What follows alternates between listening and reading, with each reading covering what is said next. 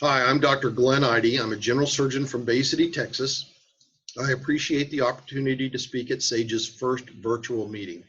My disclosures, I'm a consultant for Endogastric Solutions and a member of their speaking bureau, as well as a consultant for Microline Medical. Today I've been asked to speak on is the ELF on the shelf. ELF stands for Endo-Luminal Fundoplication, a term used in 2005 to describe the endoscopic manipulation and suturing of gastric and esophageal tissue. By 2007, the term had changed to TIF, TRANSORAL Incisionless Fundoplication. And so this talk will be about the transition from ELF to TIF and its current role in the treatment of reflux disease. Reflux disease is exceedingly common with multiple symptom presentations.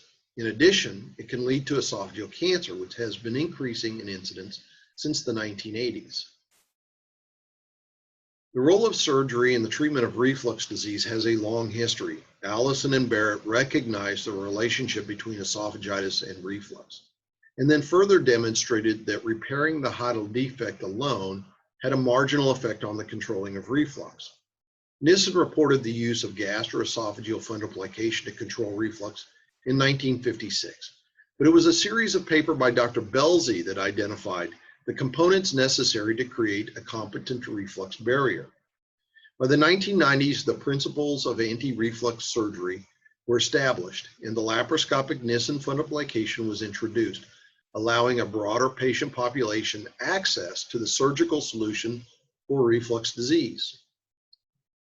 The role of surgical therapy in the treatment of reflux disease was recognized by both gastroenterology and surgical societies.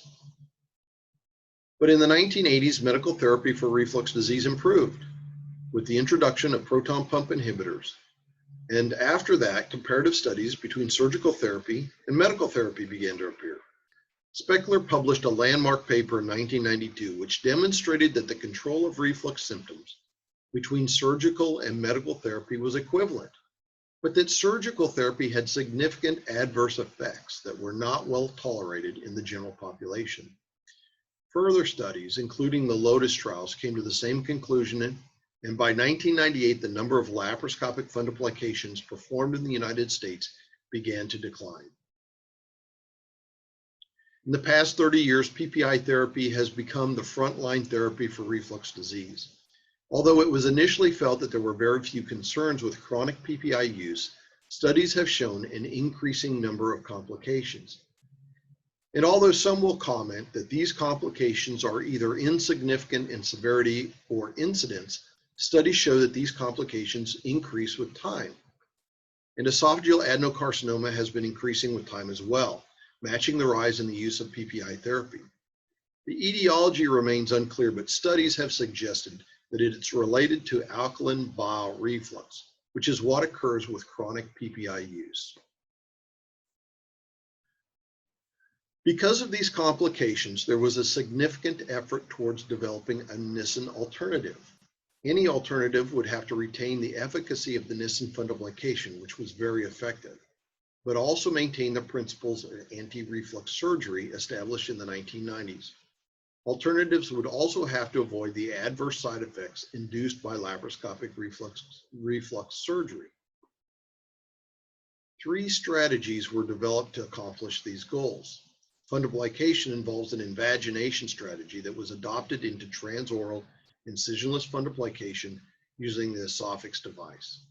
Bulking strategies were also developed with silicone injection therapies and stretta radioablation. And a strategy of sphincter augmentation, initially introduced with the angel chick prosthesis, was resurrected into the Lynx device. ELF was the original proof of concept procedure, introduced in 2005. It was performed and studied in Europe to meet the FDA requirements needed to introduce the esophagus technology into the United States. The esophagus device would anchor and stabilize the gastric cardia and then fold fundus over the cardia for suturing using a polypropylene H-shaped fastener, creating a full thickness stitch. By 2007, this had developed into the TIF procedure, characterized by anchoring the esophagus and then folding the fundus over the esophagus for suturing to create a true esophagogastric fundoplication. The esophagus device itself has undergone a progressive and significant modification over time. Beginning with a hand-loaded single firing of each fastener, these outcomes were heavily reliant on each practitioner's skill in performing an adequate fundoplication. Today's device has refinements in clamp force, it has cartridge loading, and a lever-activated delivery of 2 fasteners at the same time. These refinements now allow the creation of a uniformly reproducible fundoplication. As I discussed earlier, the technique has undergone an evolution as well. The ELF technique was gastrogastric plication, developed in 2005, and by 2007, the technique was esophagogastric, with a fundoplication to the esophageal edge. This quickly became a full 2 to 4 centimeter esophagogastric fundoplication. In 2009, a rotational technique was described called TIF 2.0, which is the current technique today. Over 22,000 cases have been performed in the United States since 2009, and it is the only valid technique in literature. If you're going to compare any other reflux therapy to TIF, you must compare it to literature published since 2009 and literature that identifies the TIF 2.0 technique. Otherwise, it's not a valid comparison to the current therapy.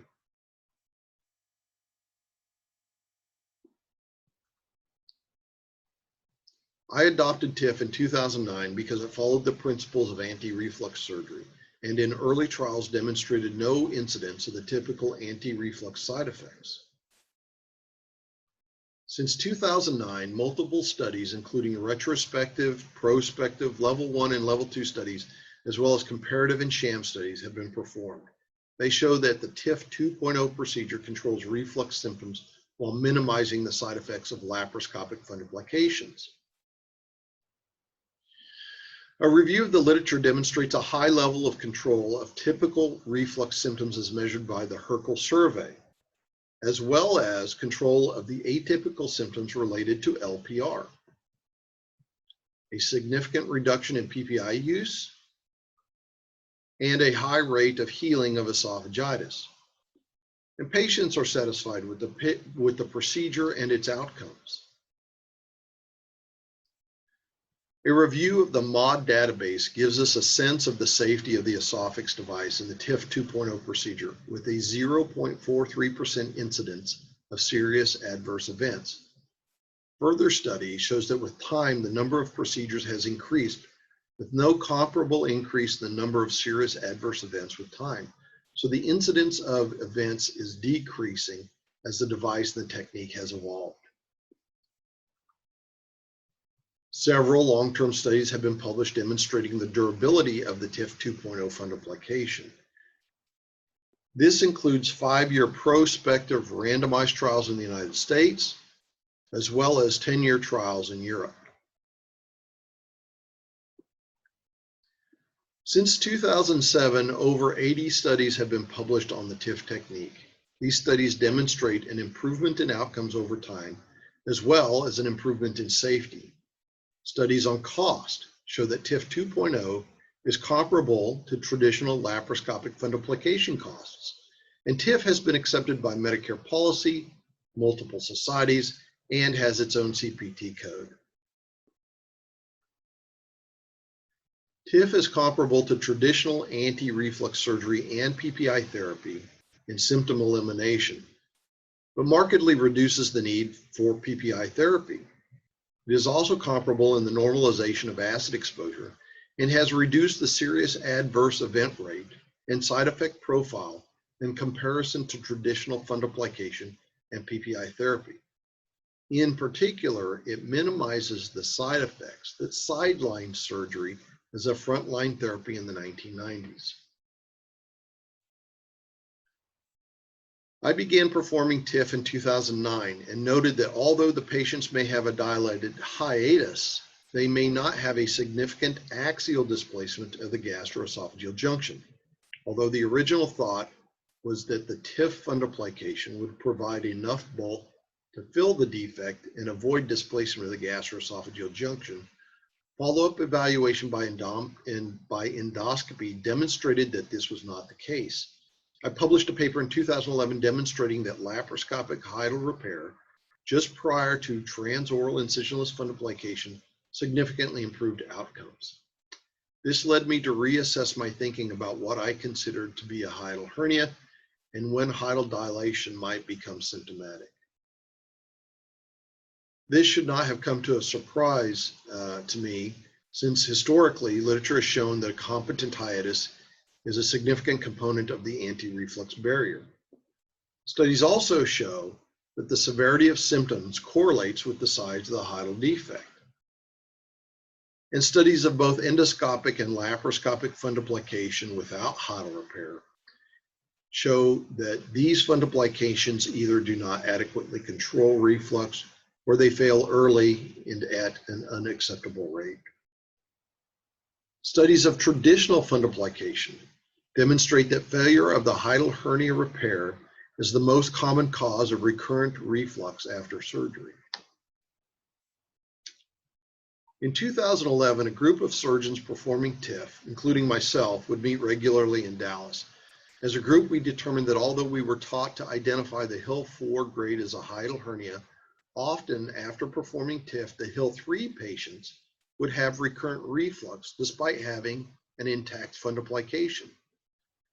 Follow-up endoscopy was demonstrating intact fundoplications prolapsed into the Hill 3 defect.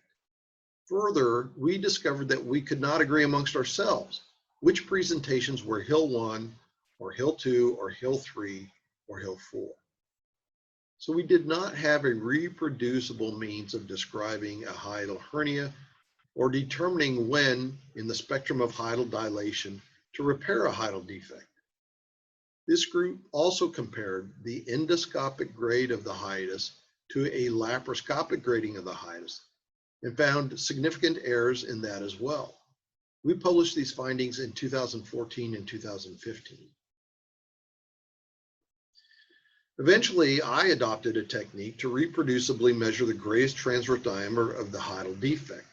Initially, the endoscope is retroflexed, then rotated to the 12 o'clock position and rolled back and forth. While doing this, we withdraw it into the hiatus. An initially normal appearing hiatus can then turn out to have a significant hiatal defect.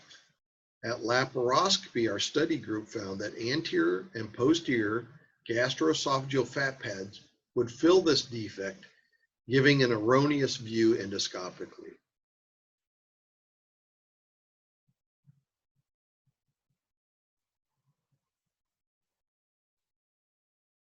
This technique can provide a reproducible measurement of the hiatus because measurement from the body of the retroflexed endoscope to the end of its tip is a fixed distance of 3 centimeters, while the omega loop is 4 centimeters across.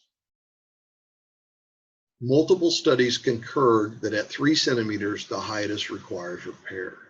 And in 2017, the FDA allowed modification of the esophagus device instructions for use to allow laparoscopic hiatal hernia repair just prior to TIF.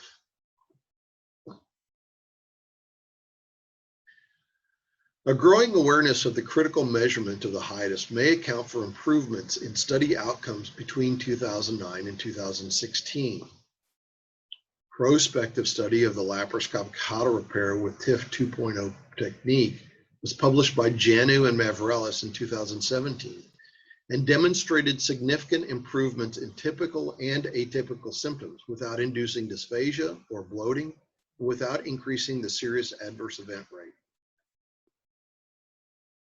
After adopting this regimen of hiatal measurement and combining it with the TIF 2.0 technique, I studied the preoperative and postoperative pH outcomes of my patient population between 2015 and 2018. This study demonstrated that an intact hiatal repair, as measured using the retroflexed endoscope technique, and an intact fundoplication of at least 270 degrees led to 95% of the patients in the study to normalize their postoperative pH metric. This table demonstrates the improvement of pH normalization with TIF and then hiatal hernia TIF. And this table demonstrates that TIF alone, or TIF with hiatal hernia repair, are comparable to the Nissen fundoplication in efficacy while improving on safety and reducing side effects.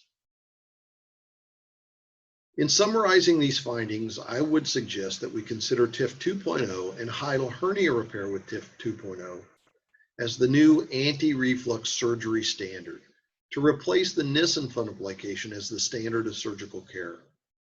This is based on a superior safety profile, equivalent disease control, reduced side effect profile, and adequate durability of the TIF fundoplication. Hiatal hernia durability remains an issue for any fundoplication, and study to improve durability will be ongoing. I believe that we should replace PPI therapy with surgical therapy after a 6-month trial. Persistent reflux in the face of chronic medical therapy argues for a reflux workup to discover anatomic defects that can be repaired with TIF 2.0 or hiatal hernia with TIF 2.0. These techniques control disease as well as symptoms, improve symptom control without the side effects of traditional laparoscopic surgery, and lower the overall cost of care compared to chronic PPI therapy. Additionally, a reduction in widespread chronic PPI use may reduce the incidence of esophageal adenocarcinoma to pre-1980 levels. Thank you to the SAGES Committee for allowing me to present at their first virtual conference. I would be happy to field questions from the viewers by email.